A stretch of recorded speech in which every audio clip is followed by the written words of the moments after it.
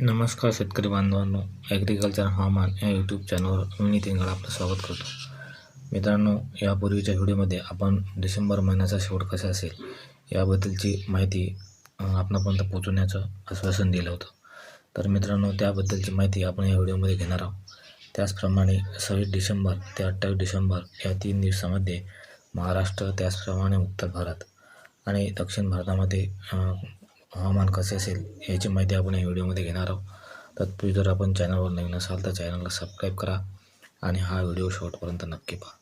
मित्रांनो, हिंद महासागरात विषुववृत्ताच्या खालच्या बाजूला एक कमीदाब क्षेत्र तयार झालेले आहे. 25 डिसेंबरला हे कमीदाब क्षेत्र तयार झालेले आहे आणि या कमीदाब क्षेत्राची पुढे चालून चक्रीवादळामध्ये रूपांतर होण्याची शक्यता आहे. मित्रांनो, या चक्रीवादळामुळे पुढे येणाऱ्या काही दिवसामध्ये दक्षिण भारतातील काही भागामध्ये पाऊस कसे असेल किंवा परिस्थिती कशी असेल हवामानाची माहिती आपण या व्हिडिओमध्ये पुढे घेणार आहोत. मित्रांनो, 26 डिसेंबर रोजी एक पश्चिमी विक्षोभ येणार आहे आणि या पश्चिमी विक्षोभामुळे जम्मू काश्मीरमध्ये हलक्या प्रमाणात बर्फबारी होण्याची शक्यता आहे. परंतु उत्तर भारतातील काही भागामध्ये ढगाळी वातावरण राहण्याची शक्यता आहे, परंतु पावसाची कुठेही शक्यता नाही. मित्रांनो, 26 डिसेंबर रोजी महाराष्ट्राचं सांगायचं झाल्यास महाराष्ट्रातील जवळपास 5 विभागात कुठेही पावसाची शक्यता नाही. काही भागामध्ये थंडीचे प्रमाण हे वाढण्याची शक्यता आहे, तर काही भागामध्ये थंडीचे प्रमाण 1 डिग्री सेल्सिअसने कमी होण्याची शक्यता आहे. मित्रांनो, तापमानाचं सांगायचं झाल्यास नाशिक येथील न्यूनतम तापमान हे 14 डिग्री सेल्सिअस असणार आहे, तर अधिकतम तापमान 27 डिग्री सेल्सिअस दरम्यान राहण्याची शक्यता आहे. जळगाव येथील न्यूनतम तापमान 15 डिग्री सेल्सिअस आणि अधिकतम तापमान हे 29 डिग्री सेल्सिअस राहण्याची शक्यता आहे. तर अकोला येथील न्यूनतम तापमान 14 आणि अधिकतम तापमान 28 डिग्री सेल्सिअस असणार आहे. नागपूर येथील न्यूनतम तापमान 14 आणि अधिकतम तापमान 27 डिग्री सेल्सिअस असणार आहे. नांदेड येथील न्यूनतम तापमान 14 आणि अधिकतम तापमान 28 डिग्री सेल्सिअस असणार आहे. तर कोल्हापूर येथील न्यूनतम तापमान 15 आणि अधिकतम तापमान 28 डिग्री सेल्सिअस राहण्याची शक्यता आहे. मित्रांनो, 25 डिसेंबर रोजी हिंद महासागरात निर्माण झालेल्या कमीदाब क्षेत्राची तीव्रता ही 27 डिसेंबर रोजी थोडी वाढण्याची शक्यता आहे आणि हे कमीदाब क्षेत्र बंगालच्या समुद्राकडे आगेकूच करण्याची शक्यता आहे. परंतु 27 डिसेंबर रोजी या कमीदाब क्षेत्रामुळे दक्षिण भारतातील बहुतांश राज्यामध्ये पावसाची शक्यता जरी नसली तरी काही प्रमाणात ढगाळी वातावरण राहण्याची शक्यता आहे. मित्रांनो, या कमीदाब क्षेत्रामुळे महाराष्ट्रातील जवळपास 5 विभागामध्ये 27 डिसेंबर रोजी पावसाची शक्यता जरी नसली तर काही भागामध्ये मात्र ढगाळी वातावरण राहणार आहे आणि काही ठिकाणी तापमान थंडीचे प्रमाण 1 डिग्री सेल्सिअसने वाढण्याची शक्यता आहे. कारण 26 डिसेंबर रोजी येऊन गेलेल्या WTमुळे थंडीचे प्रमाण हे काही भागामध्ये वाढण्याची शक्यता आहे. मित्रांनो, 27 डिसेंबर रोजी महाराष्ट्रासोबतच उत्तर भारतातील बहुतांश राज्यामध्ये थंडीचे प्रमाण हे पुन्हा वाढण्याची शक्यता आहे. काही भागामध्ये शीतलहरसुद्धा येण्याची शक्यता आहे. मित्रांनो, 27 डिसेंबर रोजी तापमानाचे सांगायचं झाल्यास नाशिक येथील न्यूनतम तापमान 15 डिग्री सेल्सिअस असणार आहे आणि अधिकतम तापमान 28 डिग्री सेल्सिअस दरम्यान राहण्याची शक्यता आहे. जळगाव येथील न्यूनतम तापमान 16 डिग्री सेल्सिअस आणि अधिकतम तापमान हे 29 डिग्री सेल्सिअस राहण्याची शक्यता आहे. त्याचप्रमाणे अकोला येथील न्यूनतम तापमान 14 आणि अधिकतम तापमान 28 डिग्री सेल्सिअस दरम्यान राहण्याची शक्यता आहे. मित्रांनो, नागपूर येथील न्यूनतम तापमान हे 14 डिग्री सेल्सिअस आणि अधिकतम तापमान हे 28 डिग्री सेल्सिअस राहण्याची शक्यता आहे. त्याचप्रमाणे नांदेड येथील न्यूनतम तापमान 14 आणि अधिकतम तापमान 28 डिग्री सेल्सिअस असणार आहे. तर कोल्हापूर येथील न्यूनतम तापमान हे 16 आणि अधिकतम तापमान 28 डिग्री सेल्सिअस असणार आहे.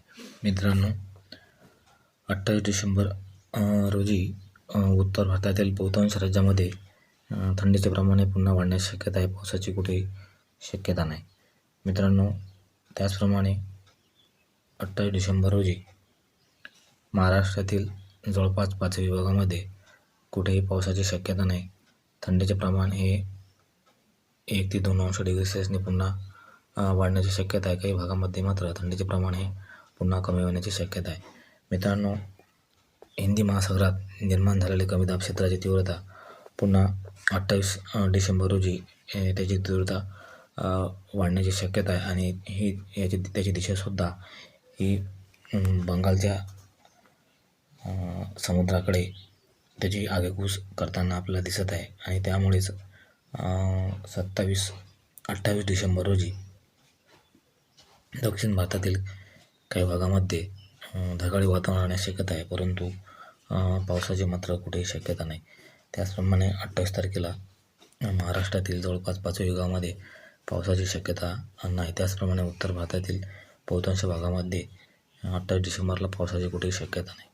मित्रांनो, 28 डिसेंबर रोजी तापमानाचे सांगत झाल्यास नाशिक येथील न्यूनतम तापमान हे 15 अंश डिग्री सेल्सिअस असणार आहे आणि अधिकतम तापमान हे 28 अंश डिग्री सेल्सिअस असणार आहे. त्याचप्रमाणे जळगाव येथील न्यूनतम तापमान 15 आणि अधिकतम तापमान 29 अंश डिग्री सेल्सिअसच्या दरम्यान राहण्याची शक्यता आहे. तर अकोला येथील न्यूनतम तापमान 13 अंश डिग्री सेल्सिअस आणि अधिकतम तापमान हे 28 अंश डिग्री सेल्सिअसच्या दरम्यान राहण्याची शक्यता आहे.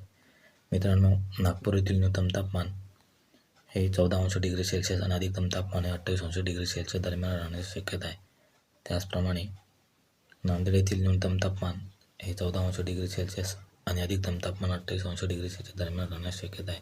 तर कोल्हापूर येथील न्यूनतम तापमान 15 अंश डिग्री सेल्सिअस आणि अधिकतम तापमान हे 28 अंश डिग्री सेल्सिअस राहण्याची शक्यता आहे. मित्रांनो, आपण या व्हिडिओमध्ये डिसेंबरच्या शेवट कसा असेल किंवा डिसेंबर महिन्याच्या शेवटी वादळी पाऊस असेल का किंवा काही भागामध्ये गारपीट असेल का याबद्दलची माहिती आपल्याला सांगणार होतो. तर मित्रांनो, दिनांक 31 डिसेंबरपर्यंत महाराष्ट्रातील जवळपास 5ही विभागामध्ये कुठेही वादळी स्वरूपाच्या पावसाची शक्यता नाही. त्याचप्रमाणे गारपिटीची सुद्धा शक्यता नाही. मित्रांनो, महाराष्ट्रासोबतच 31 डिसेंबरपर्यंत उत्तर भारतातील बहुतांश राज्यामध्ये कुठेही वादळी स्वरूपाच्या पावसाची शक्यता नाही. तापमानात सांगत झाल्यास थंडीचे प्रमाण 1 ते 2 अंश डिग्री सेल्सिअसने कमी होण्याची शक्यता आहे. थंडीची लाट ही पुन्हा उत्तर भारतात येण्याची शक्यता आहे. मित्रांनो, दक्षिण भारतात सांगत झाल्यास 31 डिसेंबरपर्यंत हिंद महासागरात निर्माण झालेलं कमी दाब क्षेत्र आणि त्याची पुढे चालून चक्रीवादळात रूपांतर होण्याची दाट शक्यता आहे आणि त्यामुळेच डिसेंबरच्या शेवटी दक्षिण भारतातील काही भागामध्ये काही राज्यामध्ये वादळी स्वरूपाचा पाऊस होण्याची शक्यता आहे, परंतु गारपिटीची मात्र शक्यता नाही. पाऊस हा वादळी स्वरूपाचा नक्की होण्याची शक्यता आहे.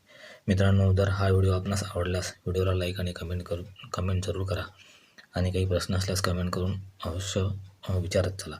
आणि या चॅनलचे नवीन व्हिडिओ आपणापर्यंत पोहोचण्याकरता ॲग्रिकल्चर हवामान या यूट्यूब चॅनलला सबस्क्राईब करा. धन्यवाद शेतकरी बांधवांनो, त्याचप्रमाणे यूट्यूब चाहत्यांनो.